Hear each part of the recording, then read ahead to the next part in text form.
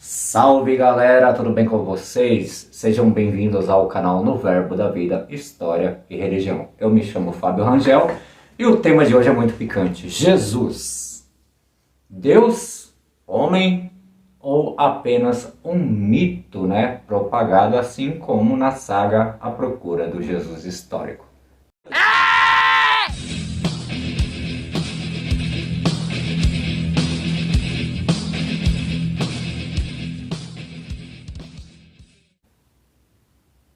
Existe uma onda, pessoal, atualmente que está rolando pela internet e pelas redes sociais, que é a saga da procura do Jesus histórico.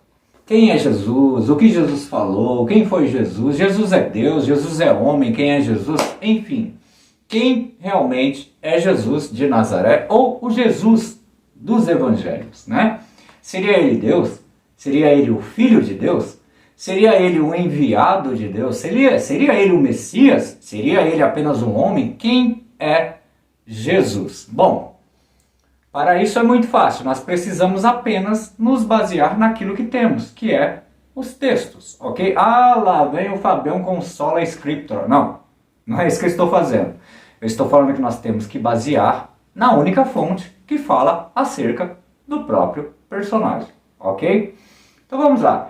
Em primeiro lugar, para entender quem era Jesus, ou para entender se Jesus era Deus, ou para entender se Jesus não era Deus, nós temos que cavalgar na história para saber quando que começou, quando originou essa busca, essa defesa, como que as pessoas enxergavam. Bom, primeiramente nós temos os evangelhos de Mateus, Marcos, Lucas e João, que são chamados os sinóticos, que fala acerca de Jesus de Nazaré, que através da narrativa menciona que ele nasceu de uma virgem chamada Maria, filha de Santa Ana, e seu pai, se eu não me engano, era...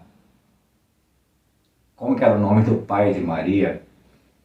Jerônimo? Joaquim, filha de Joaquim, ok? Joaquim era descendente da tribo de Levi, sua mãe, Santa Ana, né, ou Diana, ela era descendente real da tribo de Judá. A sua mãe morreu cedo e o seu pai também faleceu, então Maria, a mãe de Jesus, ela foi criada no templo, ok? Junto aos sacerdotes, né? E José, por sua vez, que era da tribo de Judá, que é o marido de Maria, padrasto de Jesus de Nazaré das Escrituras, esse adotou Jesus como seu filho, ok? Então é aí que nós conhecemos a origem, né, de quando veio a existir o personagem ou ser chamado Jesus de Nazaré. Quero deixar bem claro que agora nós temos um paradigma para atravessar. A questão é, Jesus é homem e Deus? Ou Jesus é um enviado de Deus e não é Deus? Ou Jesus é uma criatura de Deus? Ou Jesus é apenas um ungido, ou seja, um preparado, um Messias ou um Mashiach, ok? Quem é Jesus de fato? Então vamos lá.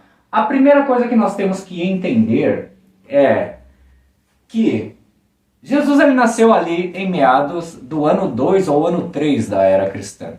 Ok? Uns falam que é antes do ano 1 ou do ano 2. Existe uma latência ali entre os conceitos herodianos. Eu recomendo um livro que eu vou deixar na descrição. Mas vamos lá. No ano 325 depois de Cristo, no credo niceno, o Concílio de Nicéia, ele foi promovido por Constantino I para, assim, bater de frente com a crença ariana, ou seja, os arianos, tá bom? Que defendiam até então os arianos, o arianismo. Então Jesus seria um indivíduo separado do Pai. Ou, por exemplo, uma criatura do Pai. O arianismo até acreditava que Jesus seria uma criatura do Pai. Sendo assim, ele estava desligado. Então os arianos, eles não acreditavam na consubstancialidade de Jesus, fazendo dele um subordinado de Deus. Logo isso gerou muitas polêmicas e muitas brigas na época primitiva após a morte de Jesus 2 séculos depois, e houve a necessidade de haver concílios. E o concílio de Nicéia no ano 325 foi exatamente para debater em relação a esse paradigma. Jesus é Deus? E no concílio de Nicéia foi automaticamente criado e defendido o conceito de que Jesus, ele era uma consubstancialidade com o Pai, ou seja, Jesus é Deus. Mas espera aí, será que essa visão está certa? Primeiro, nós temos que cavalgar no Antigo Testamento para saber, né? Porque se Jesus é o Filho de Deus, se ele é o enviado do Pai, ele não pode ser Deus, porque ele é uma criatura, é um homem, ok? Então primeiro nós temos que vasculhar o Velho Testamento para saber se Deus, ele tem e teve, e além de ter a capacidade por ser Deus, será que existe algo nas Escrituras que mencionam que Deus cria outros deuses? Vamos lá. A melhor referência que eu peguei no livro do profeta Isaías, capítulo 45, verso 21, que diz assim, galera. Cadê o 21, meu Deus? Anunciai e chegai-vos e tomais conselho todos juntos. Quem fez subir isso desde a antiguidade? Quem desde então o anunciou? Porventura não sou eu o Senhor? E não há outro Deus senão eu. Deus justo e salvador. Não há outro além de mim. Justo e salvador. Ou seja, no capítulo do profeta Isaías expressa realmente a veracidade de Deus. Todo esse capítulo ele fala acerca disso.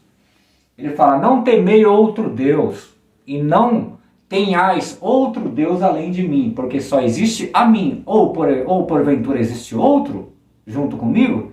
Então ele está falando ali que ele não criou Deus nenhum, ele, além dele não existe outro, e não existirá porque ele é. Então, automaticamente dentro das propostas do livro do profeta Isaías, está declaradamente resumido que pelas suas mãos não foram feitas, antes dele não houve, e após a ele nunca haverá outro, ele é.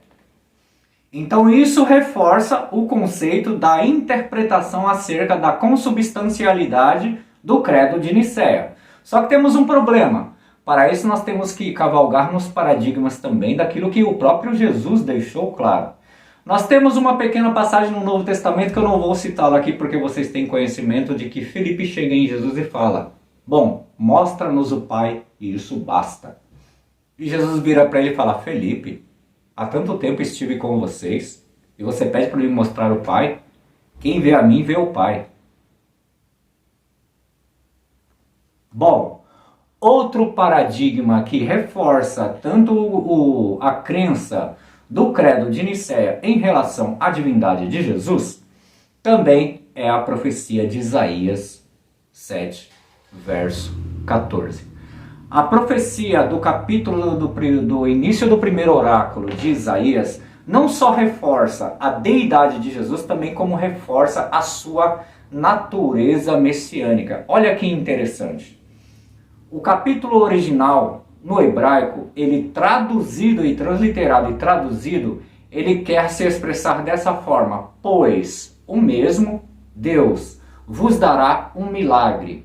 A virgem conceberá, ou a virgem está grávida, e dará à luz um filho, e o menino se chamará Deus conosco.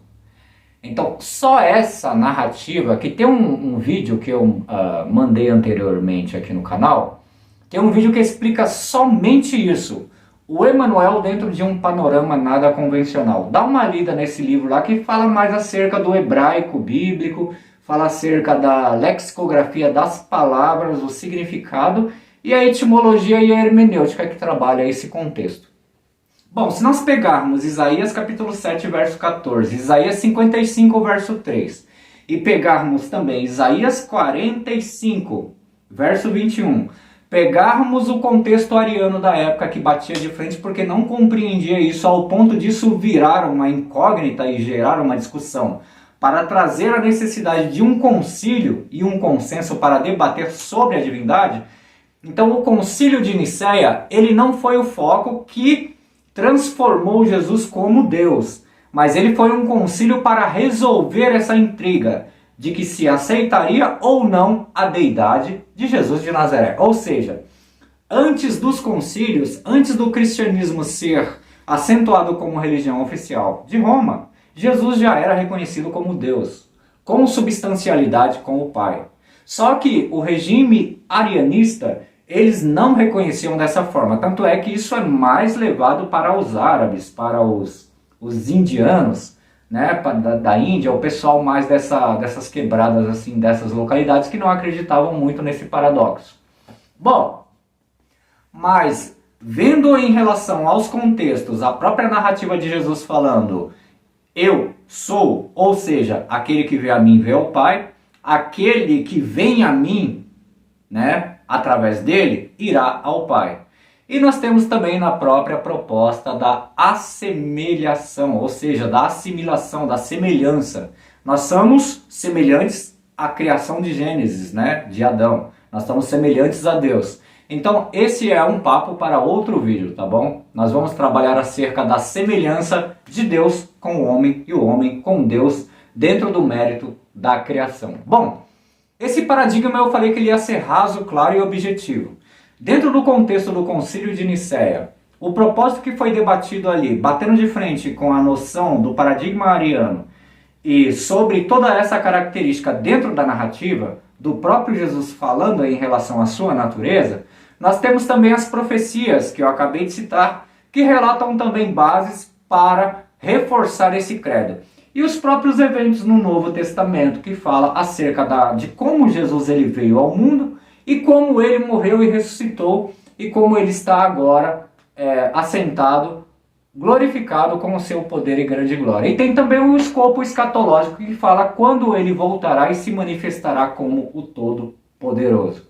Então, galera, para quebrar esse paradigma eu deixei para você pensar um pouco acerca disso, e esse é uma forte expressão de uma linha de pensamento que eu trouxe aqui, tá bom?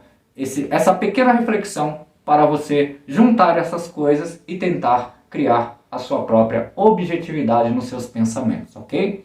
Assista aos vídeos anteriores que falam acerca do Emmanuel, entendeu? Você vai ter uma clareza um pouco mais qualitativa em relação a isso. E eu vou trazer um próximo vídeo para falar da característica da tricotomia humana, da trindade e sobre todos esses conceitos. Quero deixar bem claro que os arianos eles batiam de frente com esse conceito de trindade, tá bom? Então, eles acreditam que o Espírito Santo, ou o Espírito de Deus, ele é um coexistente com Deus e com o Filho. E não existe um desligamento entre eles. Eles são uma tríade, assim como nós somos uma tríade, corpo, alma e espírito. Deus também é alma eterna, espírito e também possui um corpo. Agora, como isso vai ser explicado? Só no próximo